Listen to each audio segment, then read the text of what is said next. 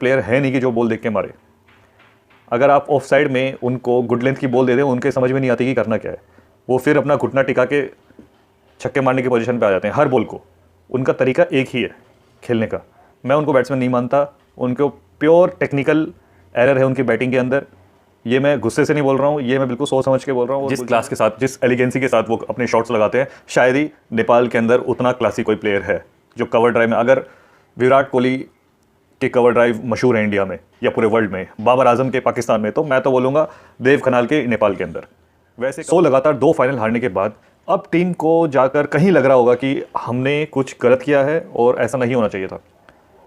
Team, देखिए, team बुरी नहीं है, प्लेयर्स बुरे नहीं है, बट ये फॉर्म बुरी चल रही है अभी। और लगातार 2 आप फाइनल हार चुके हो, एक अपने होम ग्राउंड में और दूसरी वो टीम जो सबसे लोएस्ट रैंक रही थी पिछले साल लीग 2 में, उसने अपना ओडीआई स्टेटस भी गंवाया है पीएनजी से। अब बारी है कुछ वो मेजर चेंजेस और मेजर बदलाव करने की, जो कि ये टीम को बचाए रखने के लिए और हमारी उम्मीदें जगाए रखने के लिए काफ़ी ज़रूरी है। T20 वर्ल्ड कप में अब ज़्यादा कुछ समय नहीं रह गया। मैक्सिमम टू मैक्सिमम आपके पास 2 से ढाई महीना बचा है, जिसमें आप अपनी प्रिपरेशंस कर सकते हैं और अपनी एक टीम तैयार कर सकते हैं जो कि वर्ल्ड कप में जाके बड़े जाइंट्स के साथ खेलने वाली है। साउथ अफ्रीका, श्रीलंका जैसी टीमों के साथ हमारे मैचेस हैं। तो अगर उन टीमों को हमको थोड़ा सा भी वर्ल्ड के अंदर ये पोटेंशियल दिखाना है, देखिए पिछले साल नीदरलैंड्स ने साउथ अफ्रीका को भी हराया था T20 वर्ल्ड कप में, तो आप ये समझ लीजिए कि T20 का लेवल उतना ज़्यादा डिफ्रेंशिएट नहीं करता 2 टीमों को, क्योंकि जो टीम उस दिन अपनी बेस्ट क्रिकेट खेलेगी वही टीम जीतती है। T20 ऐसा फॉर्मेट है जिसमें कहा नहीं जा सकता कि कौन सी टीम स्ट्रॉन्ग है और कौन सी वीक। तो अगर उस लेवल तक जो नीदरलैंड्स ने करके दिखाया था साउथ अफ्रीका के अगेंस्ट, अगर उसको हमको कुछ रिपीट करना है, मतलब कुछ ऐसी अपनी छाप छोड़नी है टूर्नामेंट के अंदर, तो हमको ये टीम से तो हमारा कुछ नहीं होने वाला। और ऐसी परफॉर्मेंस अगर हमारी जारी रहेगी तो डेफिनेटली हम वो तो नहीं, हम कुछ और चीज़ में ही अपनी छाप छोड़ के आ जाएंगे। आप समझ चुके हैं मैं क्या कहना चाह रहा हूँ। तो नेगेटिव नहीं, पॉजिटिव छाप छोड़नी है हमें उस टूर्नामेंट के अंदर।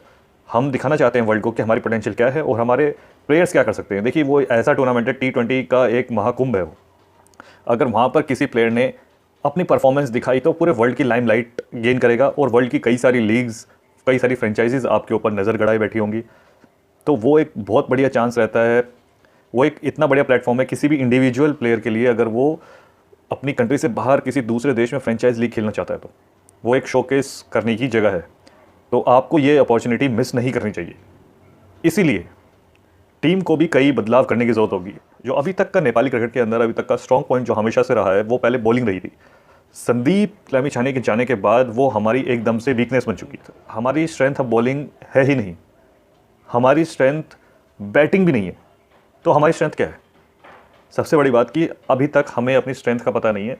T20 फॉर्मेट की स्पेशली बात कर रहा हूँ। जैसे जैसे संदीप टीम से बाहर हुए हैं, हमारी बॉलिंग की धार भी ख़त्म हो चुकी है। जो स्पिन अटैक है हमारा अपनी कंट्री के बाहर, नेपाल के बाहर, हमारा स्पिन अटैक बिल्कुल ही फीका है। बिल्कुल, मतलब मैं ज़ीरो बोलूँगा उसको, क्योंकि हमारे पास कोई प्रोमिनेंट एक स्पिनर है ही नहीं और ना ही टीम किसी को आगे प्रमोट करना भी चाह रही है। हम सिर्फ वो एक पार्ट टाइमर के भरोसे ही बैठे हुए हैं। दीपेंद्र सिंह अयरी और कुशल मल्ल, इन दोनों के ऊपर ज़्यादा डिपेंडेंसी है हमारी स्पिन अटैक की T20 की फॉर्मेट में। ललित राजवंशी अपनी टीम के अंदर जगह बना नहीं पा रहे हैं, क्योंकि हमको अब ऐसा प्लेयर भी चाहिए जो थोड़ी बहुत बैटिंग भी कर पाए। एक हमें प्रोमिनेंट स्पिनर की ज़रूरत है जो हमें रेगुलर विकेट दे पाए, क्योंकि देखिए वेस्ट इंडीज़ में पिच काफ़ी स्लो है और USA की पिच का किसी को पता नहीं, अभी नए ग्राउंड बन रहे हैं, तो जनरली वो बैटिंग फ्रेंडली ही टाइप की बनेगी। फिर भी आपकी टीम में एक स्पिनर होना काफ़ी ज़रूरी है। ये देख लीजिए, फास्ट बॉलर अगर एक एंड से पिटने लगे तो फिर किसी फास्ट बॉलर की दाल गलने नहीं वाली, फिर सभी पिटेंगे। तो स्पिनर आपका एक क्या होता है कि आपका पार्टनरशिप ब्रेकर, आपके रन्स को थोड़ा स्लो कर दे। तो इस टाइप का स्पिनर हमें हमारी टीम के अंदर चाहिए। और ललित राजवंशी वो स्पिनर तो बिल्कुल नहीं लग रहे हैं जो कि हमें हमारे रन रोक के दें। वनडे के लिए वो अच्छे ऑप्शन है, बट T20 फॉर्मेट में आपको स्मार्ट बॉलर चाहिए। स्मार्ट बॉलर कौन हो सकते हैं? स्मार्ट बॉलर वो है जो बैट्समैन की फुटवर्क को देख के अपनी लाइन और लेंथ को इमीडिएटली चेंज कर ले। उसको पता चल जाए कि वो बैट्समैन क्रीज से आगे निकल के उसको मारने वाला है या थोड़ा हट के खेल रहा है, अपने लिए रूम बना रहा है। तो ये चीज़ें बॉलर ईजिली रीड कर पाए तुरंत ही मैच के। तो ऐसे एक बॉलर तो हमारे पास ऑलरेडी हैं, दीपेंद्र सिंह अयरी। उनको तो चलो मैं अभी गिन भी नहीं रहा हूँ। हमको एक प्रोमिनेंट जो प्रॉपर एक स्पिन बॉलर है उनकी बात कर रहा हूँ। तो मुझे अभी जो सिनेरियो में मैंने लास्ट एक वीडियो सुभाष भंडारी के ऊपर डाली थी, सुभाष भंडारी को जिस हिसाब से नेगलेक्ट किया जा रहा है और जिस हिसाब से मतलब कि नज़रअंदाज, तो बहुत बड़ी भूल है ये। जो सेलेक्टर्स हैं जो हैं पता नहीं क्या देख रहे हैं, किस चीज़ को देख रहे हैं, वो पुराने ख्यालात में खो के सिलेक्शन ना करें। आपके पास इतना बढ़िया टैलेंट पड़ा हुआ है, आप फालतू में वेस्ट कर रहे हैं उसको। आपको पता नहीं है सुभाष भंडारी क्या कर सकता है। सुभाष भंडारी की अगर ढंग से ट्रेनिंग हो गई ना, तो मैं बता रहा हूँ वो आपको नई बॉल से विकेट निकाल के देगा। वो सुभाष भंडारी के लिए बेशक अकेला ही मेरा एक वोट हो, फिर भी मैं उस बंदे के साथ खड़ा हूँ। क्योंकि देखिए वो जिस हिसाब से उनकी बॉलिंग में जो मेरे को दिखा है ना, शायद ही लोग मतलब कि मेरी बात से सहमत हो, बट कभी किसी भी दिन अगर वो चल गए तो ये वीडियो में ज़रूर आके बताना कि भाई तुमने बोला था। बात करो, देखिए संदीप आपके पहले चॉइस हमेशा ही रहेंगे, चाहे वो कभी भी आ जाए टीम में, आज से चाहे 5 साल बाद भी आए ना, तो संदीप आपकी पहली चॉइस रहेंगे। संदीप जैसा बनना यार, बहुत वैसा टैलेंट निकलना बार बार पॉसिबल नहीं हो पाता। वैसी कंट्री में एक आधी टैलेंट निकलते हैं, अगर उसको हमने बचा के नहीं रख पाई तो वो हमारी कमज़ोरी है, किसी और को दोष ना दें। और दूसरी बात, एक तो है स्पिन अटैक, और दूसरा आप स्पिनर ही कोई नहीं आप देख लीजिए, आप एक रिस्ट स्पिनर के तौर पर हम देख रहे थे, मौसम ढकाल थे, तिलक राज भंडारी थे, उनको तो मतलब कि टीम कंसीडर ही नहीं कर रही है। तो जिस हिसाब से ये रिस्ट स्पिनर्स को नेगलेक्ट करना, लेफ्ट आर्म स्पिनर तो आपके पास कुशल मल्ल के तौर पर है ही है टीम के अंदर, आपको ज़्यादा खिलाने की ज़रूरत भी नहीं है, 2-4 ओवर आप उनसे निकलवा सकते हैं। तो स्पिन हमारा काफ़ी एक वीक पॉइंट रहा है, स्पिन में काम करने की ज़रूरत है, स्पिनर को ढूंढने की ज़रूरत है। और दूसरा मैं बात कर रहा हूँ कि एक फिनिशर का रोल अभी भी हम ढूंढ ही रहे हैं। गुलशन शाह फेल हो गए हैं, विवेक यादव के भी बैट से कुछ खास निकला नहीं, लोकेश बम को हम ज़्यादा देख नहीं पाए, और ये 3 अभी जो प्लेयर हैं ये फिनिशर के रोल के लिए अब टीम इनको कैसे ग्रूम कर रही है, क्या रख रही है। मेरे ख्याल से तो अब मोंटी देसाई हैं तो गुलशन झा को ज़्यादा प्रेफरेंस मिलेगी उस रोल के लिए। नंबर 4 में जो उनको 2 बार भेज के जो एक्सपेरिमेंट कर रहे हैं वो फेल है। गुलशन झा ऐसे प्लेयर है नहीं कि जो बॉल देख के मारे। अगर आप ऑफ साइड में उनको गुड लेंथ की बॉल दे दें, उनके समझ में नहीं आती कि करना क्या है, वो फिर अपना घुटना टिका के छक्के मारने की पोजीशन पे आ जाते हैं हर बॉल को। उनका तरीका एक ही है खेलने का। मैं उनको बैट्समैन नहीं मानता, उनको प्योर टेक्निकल एरर है उनकी बैटिंग के अंदर। ये मैं गुस्से से नहीं बोल रहा हूँ, ये मैं बिल्कुल सोच समझ के बोल रहा हूँ। और गुलशन जब किसी भी कोच को आप दिखा दीजिए उनकी बैटिंग टेक्निक, वो ज़रूर बोलेगा कि भाई बहुत कमी है, बहुत काम करना बाकी है। तो वो एक रॉ टैलेंट है, वो तैयार टैलेंट नहीं है।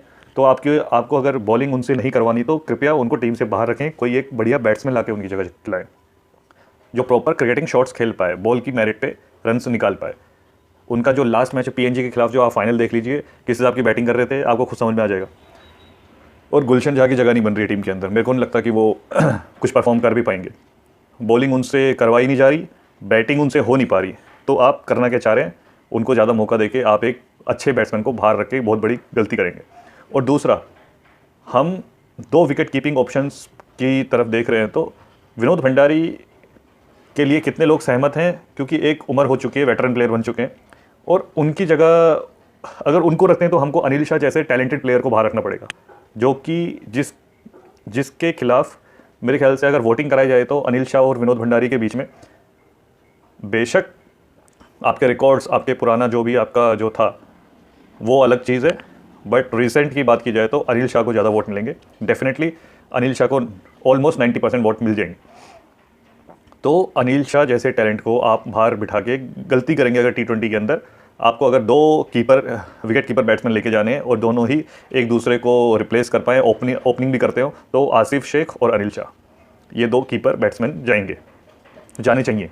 और तीसरा कोई ऑप्शन की तरफ आप देखिए भी मत, सोचिए भी मत, आप इन दोनों को कंटिन्यू कीजिए और थोड़ा वक्त दीजिए। फिर मिडिल ऑर्डर में थोड़ा दिक्कत लग रही है हमको। मिडिल ऑर्डर का मतलब मैं समझ रहा हूँ कि अगर मान लीजिए हमारे 2 ओपनर जल्दी चले गए, फिर रोहित पौडेल का विकेट अनसर्टेन बना हुआ है, तो फिर उसके बाद क्या? उसके बाद कौन बैटिंग की जो गहराई को जो बढ़ाए, हमारी बैटिंग डेप्थ को थोड़ा और एलोंगेट करे और अच्छे क्रिकेटिंग शॉट्स खेल के रन निकाले? ऐसा कौन सा प्लेयर दिमाग में आ रहा है? सोचिए, मैं बताता हूँ, वो है देव खन्ना। अभी लास्ट T20 जो भी कोसी प्रदेश में आपका जो भी ये जो T20 का टूर्नामेंट, जो नेशनल टूर्नामेंट हो रहा है, उसमें देव खन्नाल ने नेशनल T20 टूर्नामेंट में सेंचुरी मान के बता दिया कि सेलेक्टर्स मेरी तरफ ना देख के ऐसे लोगों को चांस दे रहे हैं जिनसे 10 रन नहीं बन रहे टीम के अंदर, 1 रन नहीं बन रहा 10 बॉलों में, और आप ऐसे टैलेंट को बाहर रख रहे हो बिना किसी वजह के। आप टैग मत लगाइए कि ये प्लेयर वनडे का है, ये प्लेयर T20 का है। आपके इसी टैग की वजह से कुछ प्लेयर ना इधर के रहे ना उधर के रहे, एक कोर टीम आपको बिल्ड करनी ही पड़ेगी, उसमें से देव खनाल सबसे पहला नाम है। याद कर लीजिए, अगर इंडिया की T20 ODI और टेस्ट की अगर एक कोर टीम बनाई जाए ना, उसमें 3 बड़े नाम आ जाते हैं, रोहित शर्मा, बुमराह और विराट कोहली। ये 3 प्लेयर आपको हर फॉर्मेट में खेलते हुए दिख जाएंगे। ये अडेप्टेबिलिटी इनकी काफ़ी फास्ट है फॉर्मेट को लेके। तो आपको ऐसे अपनी कोर टीम हमेशा उसको बैक करना चाहिए। उसमें से अगर एक प्लेयर एक हमारे रहेंगे तो देव खनाल का नाम हमेशा तीनों फॉर्मेट में लिया जाएगा। नेपाल 2 फॉर्मेट खेलती है, तो वनडे और T20 के लिए सुइटेबल प्लेयर है। जब आपको 23 रन चाहिए तब वो 23 रन बना भी सकते हैं, जब आपको रुक के और टिक के खेलना हो वहाँ भी वो डिलीवर करते हैं। तो वो रोल भी अच्छे से निभाते हैं। जिस क्लास के साथ, जिस एलिगेंसी के साथ वो अपने शॉट्स लगाते हैं, शायद ही नेपाल के अंदर उतना क्लासी कोई प्लेयर है जो कवर ड्राइव में, अगर विराट कोहली के कवर ड्राइव मशहूर है इंडिया में या पूरे वर्ल्ड में, बाबर आजम के पाकिस्तान में, तो मैं तो बोलूँगा देव खनाल के नेपाल के अंदर वैसे कवर ड्राइव मैंने नहीं देखे। थोड़ा उनके आसपास कुशल भुरतेल लगाते हैं, बट जिस पोजीशन को होल्ड करके, जो स्टांस को होल्ड करके अपना कवर ड्राइव देव खनाल लगाते हैं, वैसा शायद ही कोई लगाता है। तो देव खनाल डेफिनेटली टीम के अंदर होनी चाहिए। वर्ल्ड कप की स्क्वाड की बात कर रहा हूँ, और टीम को ज़रूरत भी है आपके जो मिडिल ऑर्डर है उसको स्ट्रॉन्ग करने के लिए। संदीप जोरा को भी कंटिन्यू करा जा सकता है। संदीप जोरा ने भी एक परफॉर्मेंस दी है, तो वो भी टीम में अपनी जगह बना सकते हैं, बट देव खनाल टीम की नीड है। अब बात रही फास्ट बॉलिंग की बात। देखिए, फास्ट बॉलिंग हम अभी तक एक्सपेरिमेंट ही कर रहे थे। प्रतीश जी फेल हो चुके हैं। अविनाश बोरा का तो आप ये समझिए कि अब टीम शायद ही उनका नाम ले आज के बाद कभी। और करण सोमपाल ऐसे हैं कि वो अपने एक्सपीरियंस की वजह से ज़्यादा टीम के अंदर जगह बना सकते हैं। उनकी पोजीशन वैसी है, एक्सपीरियंस ज़्यादा मैटर कर रहा है, तो उनसे ज़्यादा, उन दोनों से ज़्यादा एक्सपीरियंस अभी बॉलर है नहीं। फास्ट बॉलिंग अटैक की बात करूँ, अगर वो डिलीवर कर सकते हैं तो वो उन दोनों का नाम तो रहने ही रहने वाला है। साथ में मैं आकाश चंद को अभी एक बेनिफिट ऑफ डाउट देना चाहता हूँ। आकाश चंद एज अ बैकअप प्लेयर, जो उन दोनों का बैकअप हो, अगर मान लीजिए इंजरी इन केस हो जाती है, क्योंकि फास्ट बॉलर को इंजरी होना बहुत कॉमन चीज़ है। अगर आपके प्लेयर को इंजरी हो गई तो आकाश चंद वो एक बैकअप बॉलर और विकेट टेकिंग बॉलर भी हैं। भले ही कुछ रन पड़ जाएं, T20 फॉर्मेट है, रन इधर उधर पड़ते हैं, पर अगर आपको फास्ट बॉलिंग कंडीशन है, बॉल स्विंग हो रहा है, तो आकाश चंद आपको वहाँ पर खेलते हुए दिखने चाहिए। और 130 प्लस लगातार की स्पीड में बॉल फेंकने वाला प्लेयर भी अभी कोई है भी नहीं नेपाल की टीम में। आफ्टर सोमपाल, करण की भी स्पीड, एवरेज स्पीड 125 के आसपास है, तो डेफिनेटली उनसे तेज़ तो आकाश चंद बॉल फेंकते ही हैं।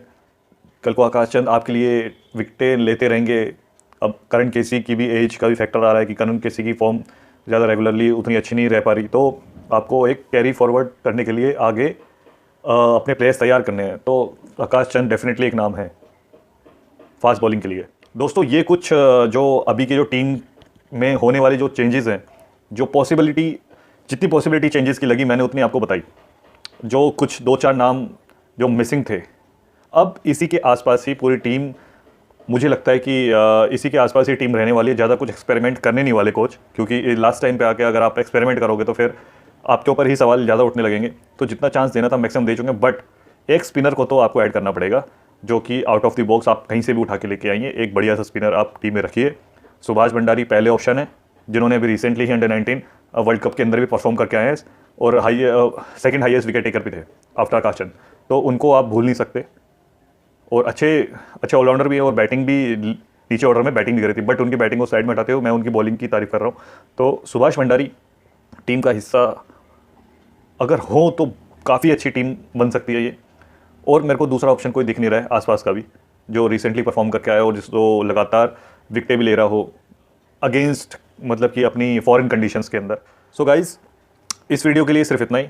जल्दी मैं वर्ल्ड कप का जो स्क्वाड, पॉसिबल स्क्वाड है, उसकी ऊपर एक पूरी वीडियो, डिटेल्ड वीडियो लेके आऊँगा, और फिर एक एक पोजीशन पे हम डिटेल में बात करेंगे। इस वीडियो को अब इतना ही रखते हैं, और आपसे मिलेंगे अब दूसरी वीडियो में। तब तक के लिए नमस्कार।